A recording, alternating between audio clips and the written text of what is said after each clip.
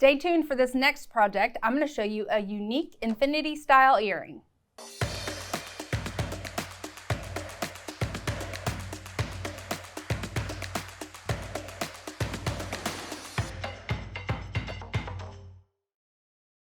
Hey guys, my name's Laura, and today we are going to be making a really fun infinity style earring.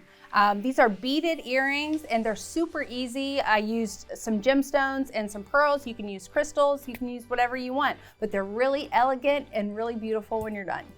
All right, so first let's go over the tools and supplies that you're going to need for this project. First, we are going to need 24 gauge gold tone wire. We're going to need 20 gauge gold tone wire. We are going to need some 2.5 to 3 millimeter gemstone or crystal beads, a larger bead of some kind. Today I'm using pearls, a set of earring backs, a needle file, chain nose pliers, round nose pliers, and flush cutters. Okay, so the first thing that we're going to do is we're going to make these little post backs for our earring. And I'm going to use our 20 gauge gold tone wire. And I'm just going to cut about 1 inch to 1.5 inches. That's going to be a little bit more than we need, but we'll trim it after we make our shape. And we are going to need a mallet and a bench block for this part. We're going to really work harden these earring posts so that they're nice and sturdy when we put them in our ears and put the earring backs on. Okay, so the first thing I want to do is I really want to flatten out this piece of wire. Before I make my loop, I want to get it nice and flat.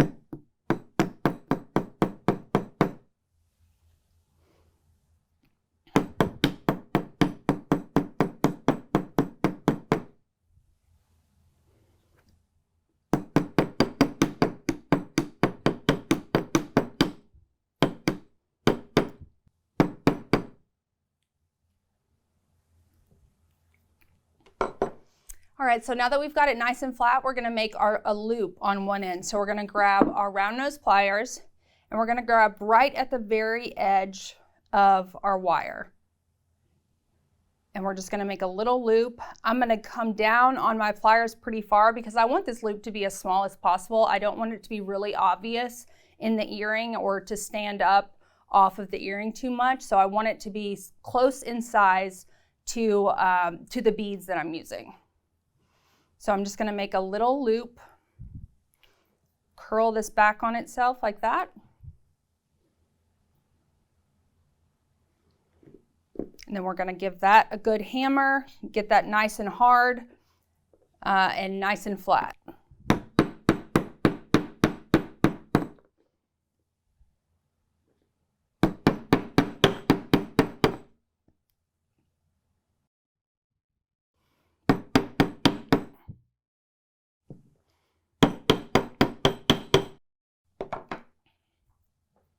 Okay, so now I'm going to trim down my post to about 1/2 inch to 1 inch. That's kind of your standard post size. You can go, depending on the shape and the size of your earlobes, you can adjust that as needed. So I'm going to use my flush cutters and I'm going to trim down to about 1/2 inch, maybe 3/4 inch. Give that a nice clip. And then I'm going to use my needle file to round out the end of my post. If you have a reaming tool, your reaming tool comes with a cut burr. So you can use the cut burr end for your reaming tool to round out the end of your ear wire too. I like to use a file. I think it's a little bit faster sometimes. And I can really customize the shape of this end of this wire.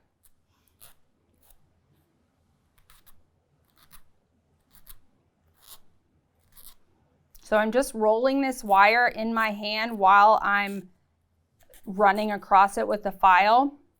So that way I'm getting a nice rounded shape on the end and I'm getting all the little sharp edges off. You kind of want your post to come to a little bit of a point, not too sharp, but a little bit of the point. That way you can direct it through your hole easily and it goes in smoothly. But the most important thing is to not have any jagged edges or sharp edges on this because that will really hurt when you're trying to put it on. You can run your finger across the end of it, and if you feel any sharp places, just go back in with your file and keep smoothing it out. All right, so that feels pretty good. Just going to go back in and hammer this and make sure again that it's nice and flat. The most important part about this, making this post, is that you get it as hard and as work hardened as you can get it. That way it doesn't collapse or deform when you're putting it on.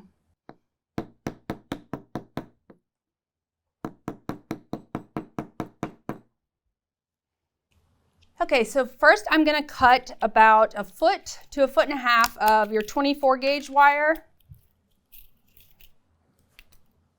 And we're going to string our beads. We're going to string everything onto this 24 gauge wire. Okay, so the first thing I'm going to do is I'm going to just curl the end of this 24 gauge wire, kind of like a bead stopper. I just want to keep my beads from falling off the end of my wire as I'm stringing them. And then I'm going to string 6 of my little beads. You can kind of scale up or scale down this pattern however you want. And you can make adjustments to the ratios. This is just, I thought it was a nice, had some nice balance to it. I liked the bigger loop at top and the smaller loop down at the bottom, but you can adjust it as needed.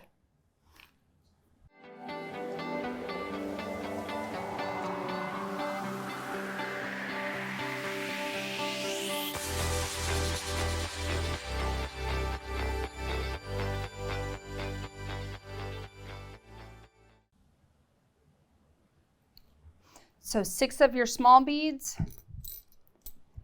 and then a large bead, and then 6 more of your small beads.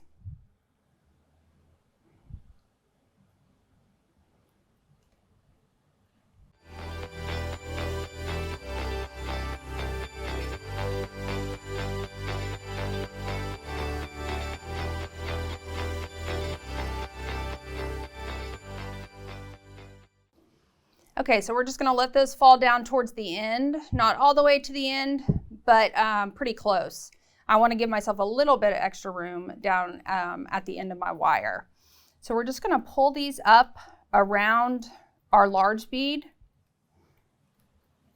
And we're going to make a little crisscross where they meet right here. And I'm going to use my chain nose pliers to bend these upwards,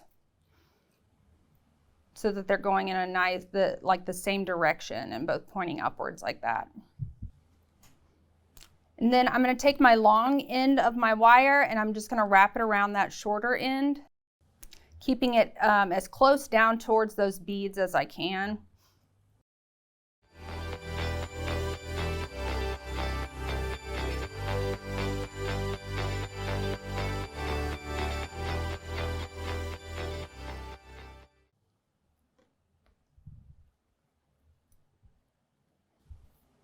And then I'm going to trim this short end off right there.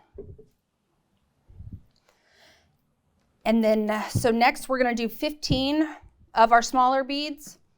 And then we're going to string our post. And then we're going to do 15 more of our smaller beads.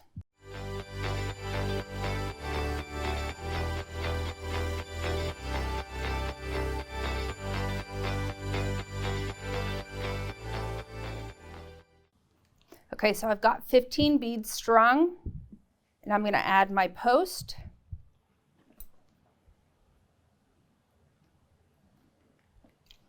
And then I'm going to string 15 more beads.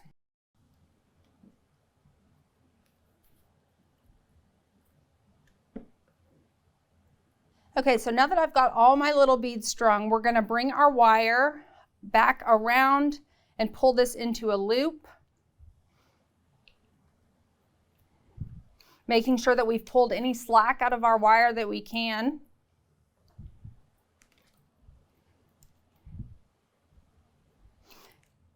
And then we're just going to wrap this several times around that joint. Okay, so now that we've got a nice chunky little wrap there at the joint, we're just going to trim off this wire with our flush cutters. And we are going to tuck that tail in, make sure it's not poking out.